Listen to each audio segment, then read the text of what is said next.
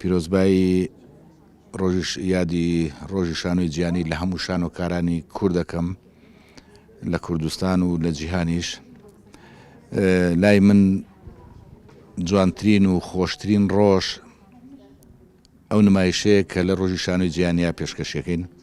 ئەم ساڵ خۆشبەختانە بە خۆشحاڵیەوە بە ستافێکی تازە بە فۆرمێکی جیاواز بەشداریم کردووە لە یادی شانۆی جیهانیە. ئەم یادە لای من زۆر ئەهمیێتێکی گەورەی هەیە لەبەرەوەی کە بەڕێوەبەرەتی گشتی و وەزارەتی ڕۆشنبیری و بەڕێوەبەرەتی هونێری شانۆ هەموو دەرگاکانمان بۆ خەنە سەرپشت و هەموو شوێنێکمان بۆ ئاسانەکەن بۆی کە ئێمە بتوانین پرۆڤە بکەین و نمایشەکەمان بکەین. نمایشی ئەو فۆرمە جیاوازەی کە ئەم جارە ئیشم کردووە کامل هەموو ستافەکەم خانمن و ئەم گروپەی من ئەم جارە دەقێکم هەڵبژاردووە بە ناوی مردن لە 4 وەرز. ئەو دەقەیە کە زۆرترین دیفاعی تایە بۆ ژن. ئەم نمایشە بە هەموو کەسێکمان وتووە، بە حکوومەت و بە دادگاکان و بە خەڵک و بە تاچی هەموو کۆمەلگا پیانڵێن تکایە لێرە ڕابوەستن ڕابگیرێ ئەم زوڵمە هەتا سەر نابێت. لە یەکێک لە حیوارەکانمانەڵێن ئەم هەموو کوشتن و بڕین و سووتاندنی ژنا یەکێکە لە نیشانەکانی ئاخیر زەمان.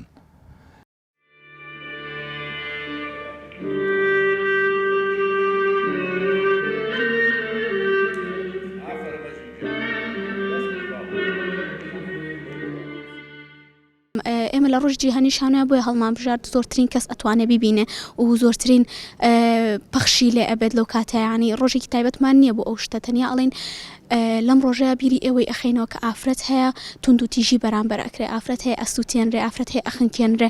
ئێمە ئەمانەوە پێتان بڵێن ئەو شتە ڕابگرن. ئێمەش ئێوە مرۆڤین، ئەمانەوەیە کە پێتان بڵێن کە تەنیا بیر لەوە بکەنەوە کە ئێمە چ شتێک لەناو هەست و نەستمانە ئەگوزارێک کاتێک ئێوە بەرامبەر ئێمە ئەیکەن. پیرۆزبایی لە هەموو شانۆکاران ئەەکەم بە تایبەتی ئافرەتەکان و پێیان ئەڵێم گوێ لە قسەی کەس نەگرن، گوێ لە قسەی کۆمەلگا نەگرن و تەنیا بیر با لەوە بکەنەوە کە تۆ بەرەو پێش ئەچی، تۆ ناکەوی. تۆ زۆربەی ئافرەتە شانۆکارەکانە لە پشتەکە پشتی تۆ ئەگرن بۆەوەی کە تۆ سەرکەویت، یعنی ئافرەت شایانی ئەوەیە کە سەرکەوێ.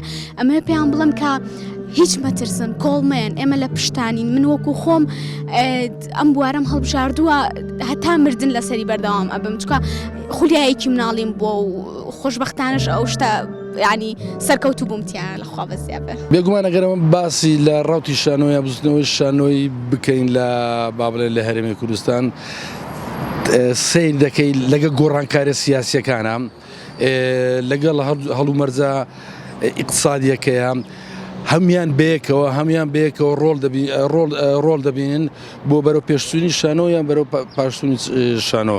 کە ئێمە ئێستا تەماشای لە هەرێمی کوردستان تەماشا دەکەین، سیر دەکەین شانۆکاران زۆر با بڵێن بە وەعیەوە، بە ماندووبوونەوە، بە خوێندنەوە، بە مێشکەوە، بە ڕوویەکی گەورەوە، بە تەفسیرێکی گەورەوە سەیری هونەری شانۆ دەکەن. گرنگی بە ئەو مهنەیە دەن، گرنگی بە و کارە دەن کە ئیشتیادا دەکەی. بەڵام بەداخەوە سیر دەکەی هەم لایەنە باڵێن لایەنە اقتصادیەکە هەم لایەنە سیاسەکە ڕێگرە بۆ ئەوەی چالاکی شانۆی هەبی. ئێمە لە هەولێر یەک هۆڵی تیا بوو ئەگەر بە ئەوەی تەماشاکەن، ئەویش بەهۆی نۆژنکردنەوەی هۆڵی گەل بوو کەوتیان نۆژین دەکەن لەگەڵ ڕووخانی و نۆژنیان نەکردەوە. هۆڵێکمانەیە لە پەیمانگای هونەرە جوانەکان ئەوش لەسەر ئەرشی با بڵێن مامۆستایان و قوتابیانەوە هۆڵە با بڵێن دروستکرایەوە. هەرچەند جاریکاری شانۆی دەبی دووبار دەبی هۆڵەکە دروستکەوە. لە دوایدا سیر دەکەین تەماشا دەکەین ئەکادیمی هونەرە جوانەکانی هەولێر، سیر دەکەین ئەکادیمیە تەڵەبەیە، دکتۆرەیە، پرۆفسۆرەیە، بەشەیە، لە عینی کاتدا تەماشا دەکەی هۆڵ نییە. بێگومان ئەگەرە تو ئەرزیەت نەبی کاری هونەری زۆر زەحمەتە، زۆر زەحمەت یانەی بیکەی نزیکەی ساڵێک لە سوورەتەوە یەک کاری نمایشی لە هەولێر کراوە ئەوش بە بۆنەی یەکەم چرا بوو وابزەم شانۆگەری سلاحەدینی ئەیوب بوو دەنا شانۆ نەکراوە.